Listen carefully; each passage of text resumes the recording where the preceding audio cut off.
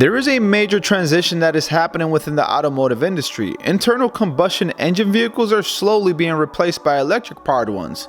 And like any major controversial topic, there are essentially three sides. The ones that are for the change, the ones against it, and the ones that simply don't care. Here's the thing, what reasons are people truly looking at to form their opinion? Is it what they hear from uninformed family members or friends, or maybe it's from biased media sources? Either way, there are details that are always left out, ones rarely talked about. Let's talk about a few. So how fast is the wave of electric vehicles coming? Not as fast as one may think. Well, at least not here in the United States. In 2018, out of the 17 million vehicles sold, only 1 to 3% were electric. And at no surprise, the Tesla Model 3 led the pack with 138,000 units sold. Of course, the overall number for year 2019 will be higher, but don't expect it to be drastically different. Quarter 1 electric vehicle sales compared to 2018 only was up about 10%. So if EVs are the future, then why the slow push? Let's put it like this, it's not that easy. For one, most large auto manufacturers are hesitant to go all in and take such a big risk. They would rather just wait for the competition to take the leap, analyze their success, and then follow suit. Perfect example is the big stride Volkswagen is taking towards the EV game. Consider this a way to redeem themselves after enduring a $30 billion hit in legal actions, buyback programs, and penalties after admitting to rigging the emissions of millions of diesel vehicles. Volkswagen has a new mission now, and it's electric or bust. They are spending $60 billion on battery cells as they push hard to electrify all 300 models in their range by 2030.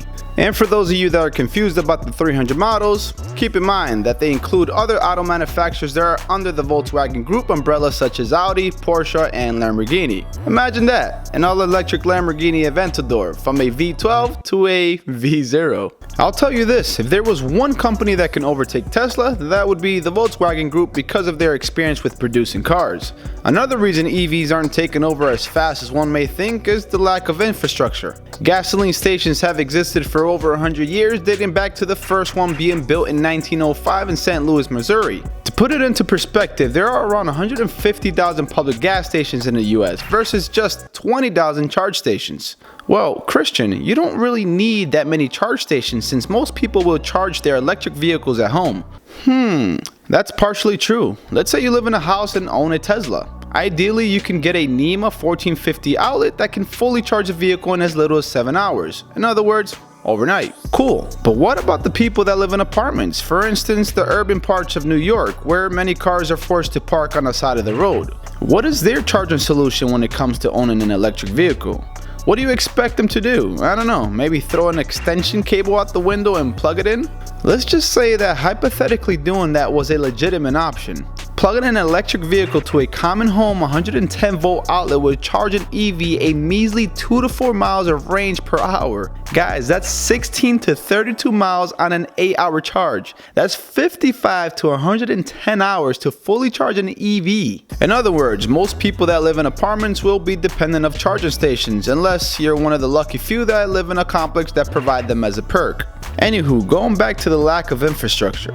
There are challenges in place when it comes to adding more charging stations. Regulatory and permitting issues, even coordination is a must with local utilities to make sure the charging station can get all the power it needs. And side note, I want you guys to understand that in no way am I trying to put electric vehicles down, but more so trying to dig deep and open our minds when it comes to the future of electric vehicles.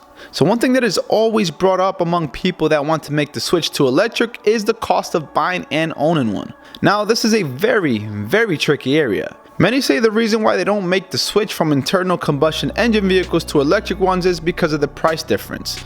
Electric cars on average are more expensive to buy, partly due to the cost of lithium-ion batteries. But not for long. Battery competition is increasing rapidly, bringing down the cost. Eventually, it'll cost less to make an electric-powered vehicle. Some say that it can happen as early as year 2022. Optimistic if you ask me, but doable, I would say. But there is one thing that really concerns me, and that is electricity itself. Many argue that it's cheaper than gasoline, so you'll save money in the long run. Those people that argue that point are technically right. Electricity is much cheaper than gas right now. Keywords, right now. According to websites like Alliance of Auto Manufacturers, electric vehicles only comprise 2% of all car sales in the US in 2018. So of course, with that low demand, prices of electricity will be low. But let me ask you the following. What happens when demand for electricity rises, which is eventually going to happen? What will happen is basic economics. As demand goes up higher than the supply, the price follows in the same direction. And as demand goes up for electricity, guess what happens to fuel? It goes down.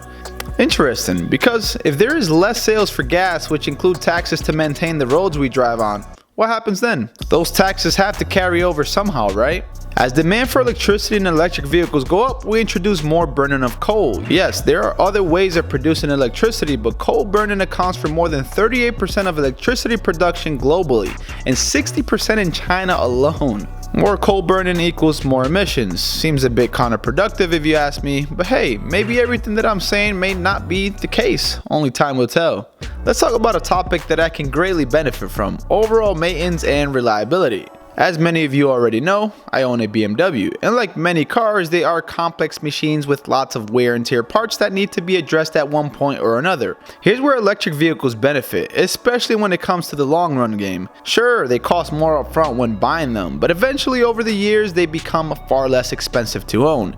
Electric vehicles have much less moving parts, things like frequent oil changes, filter replacements, periodic tune-ups, and exhaust system repairs, to the less frequent component replacements such as the water pump, fuel pump, and alternator are a non-factor. Essentially, an electric vehicle only has one major moving part, and that is the engine. Sounds like a win, but wait a minute.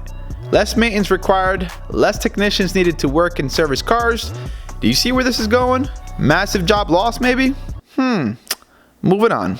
Here's something that concerns me, and others may feel the same: the overall safety when it comes to these large battery packs. There has been reports of electric vehicles bursting into flames days after an accident, not seconds, minutes, or hours, days.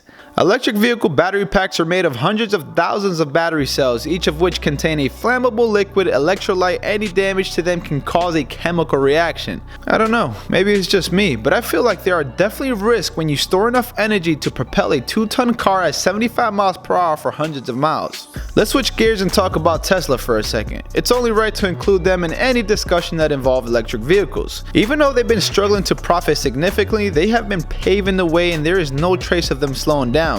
Tesla now has a factory in China and is set to finish building one in Germany. Tisk, tisk, tisk. These big German giants better stop playing. While you got these big players like BMW, Mercedes, and Volkswagen planning, Tesla is doing. Meanwhile, the other American auto companies are testing water. I mean, Ford surprises all, but not necessarily in a good way. Seriously, Ford? The Mustang Mach-E? Really? Anyways, it's all a step in the right direction, right? I don't know. Elon Musk's goal was to get the rest of the automotive industry to go electric, and honestly, it looks like it's working. Good job, Elon. I can easily talk about other commonly addressed electric vehicle topics like range anxiety, crowded charge stations, how resourceful it is to mine lithium, and the problem with trying to recycle batteries being used on EVs, but there are plenty of articles and videos already doing that. My goal for this video was not to pick sides, but more so to dig deeper in what the future of electric vehicles can bring us. Surely I have more to say, but didn't want this video to drag on, but you never know. Maybe I'll make a follow-up video if a good portion of you guys enjoy this one. Feel free to leave any and all thoughts in the comment section below, and as always, thanks for watching. Till next time.